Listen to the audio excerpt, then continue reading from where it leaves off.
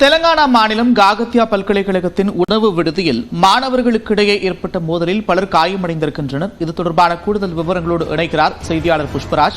புஷ்பராஜ், மோதலுக்கான காரணம் என்ன? விவரங்கள்.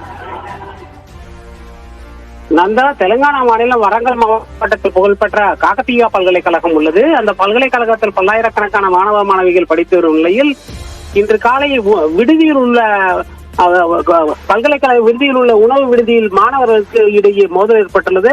இந்த மோதல் வேதியியல் பிரிவில் 2ஆம் ஆண்டு மற்றும் 3ஆம் ஆண்டு ஆகிய படிப்புகளை படித்து வரும் மாணவர்களுக்கு ஏற்பட்ட நிலையில் கடும் மோதலாக மாறி ஒருவர் கடுமையாக தாக்கிக் கொண்டனர்.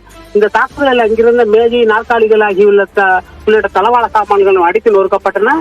இதனைத் தொடர்ந்து அங்கிருந்து வெளியில் வந்த மாணவர்கள் விடுதிக்கு வெளியிலும் மோதிக்கொண்டனர்.